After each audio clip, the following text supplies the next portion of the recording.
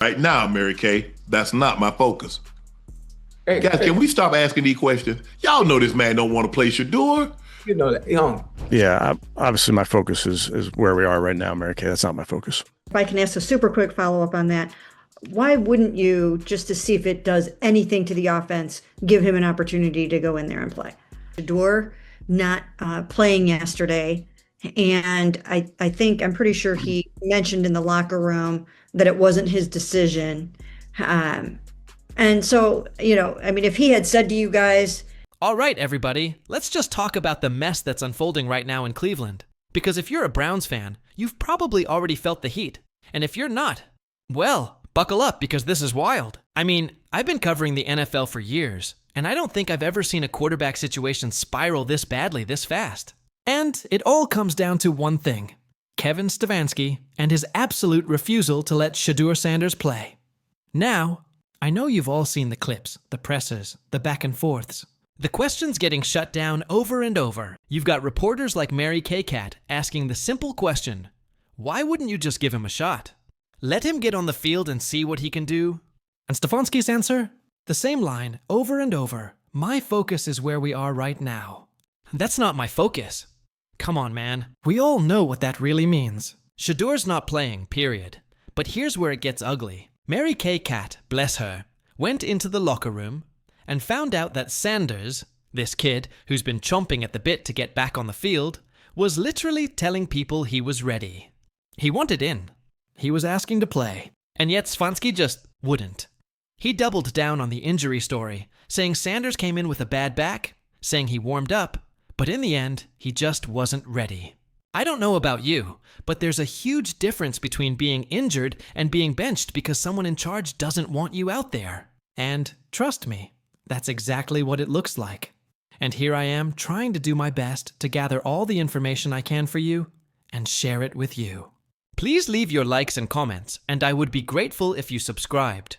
Let's continue. The fallout has been brutal. The Browns got smashed by the Patriots, and you could feel the frustration boiling over everywhere. Myles Garrett, the guy carrying this defense on his back, was absolutely fed up. And I mean raw, unfiltered frustration. He didn't hold back in his post-game comments. He's basically saying, I don't care what Stefanski thinks. I just want to win. And can you blame him? You're out there doing everything you can, getting sacks, putting the team on your shoulders, and nothing is happening offensively. Nothing. And to watch your quarterback situation implode in front of your eyes? That's maddening. Now here's the kicker. Even after being exposed live by the media and insiders, Stefanski refused to change course. He stuck to his story like it was gospel, claiming Sanders was injured and wasn't ready to play.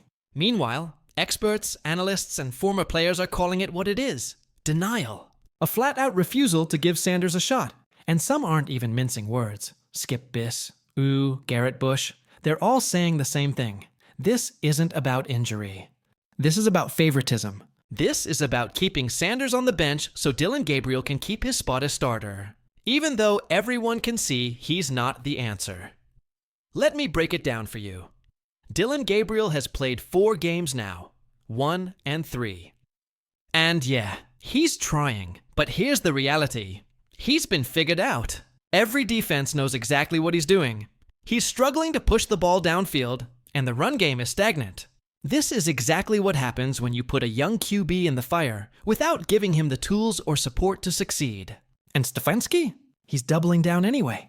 Meanwhile, Sanders is literally waiting for his chance, ready to turn this season around. And it's not just us, the media, or fans. You can feel it in the locker room. Myles Garrett's frustration is visible. He's slamming gear, visibly upset, frustrated beyond belief. And he's not wrong. The team's struggles are systemic, and they're all coming down to one stubborn coaching decision. He even went on record saying that he hates knowing things are inevitable, that he can't do anything about it. That's the mindset of a competitor who wants to win, and right now, the system is blocking him. Look, I get it. Coaches have to make calls, but there comes a point where you have to listen to reality. And reality is this: Dillon Gabriel is not the solution. The team's offense is crumbling because the wrong guy is behind center. And every week it's the same thing: predictable plays, inability to move the ball, and Stefanski sticking to a narrative that no one believes. It's exhausting, and it's a disaster waiting to happen. And the bigger picture? The Browns' locker room is starting to fracture.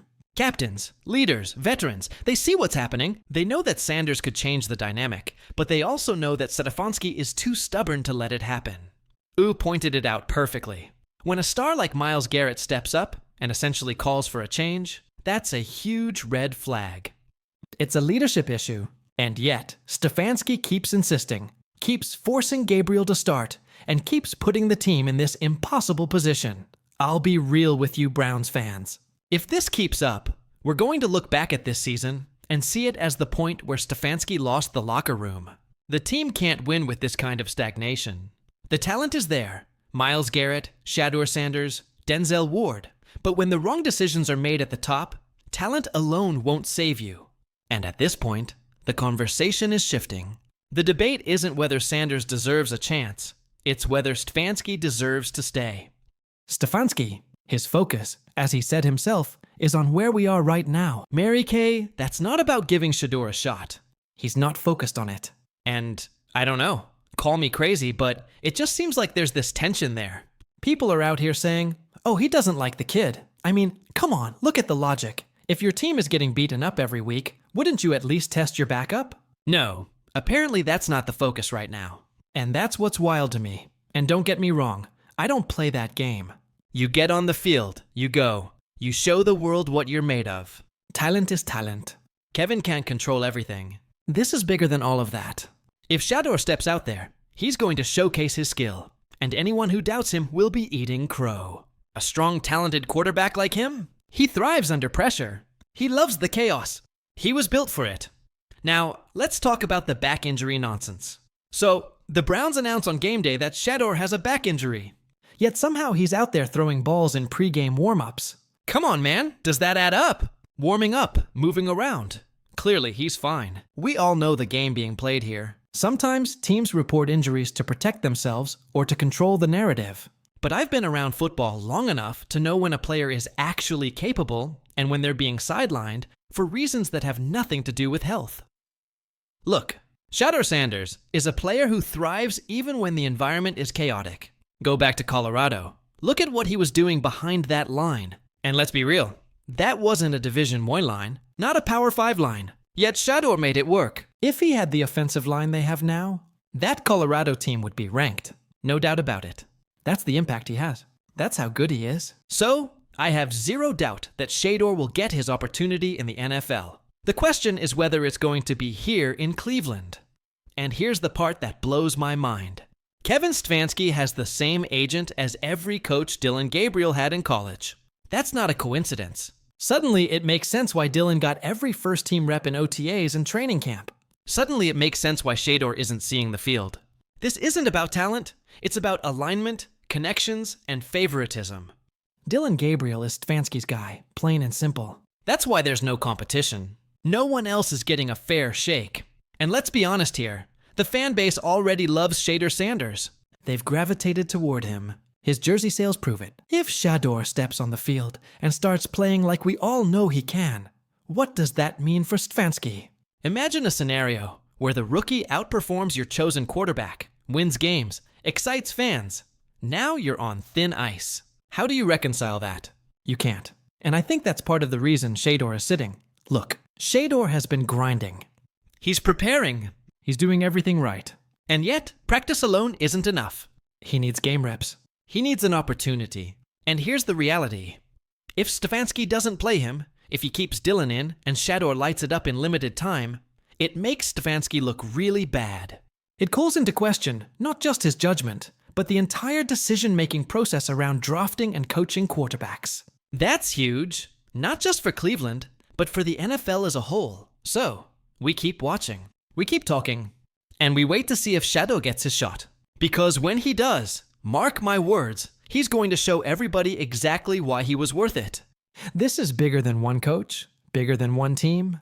This is about a talent that cannot be suppressed. Shedeur Sanders is ready, and he's about to make a statement. So, I want to hear from you guys.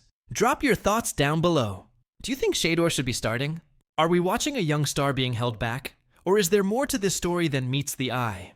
As always, if you're enjoying this breakdown, go ahead and hit that like button for me. Thank you for watching. See you next one.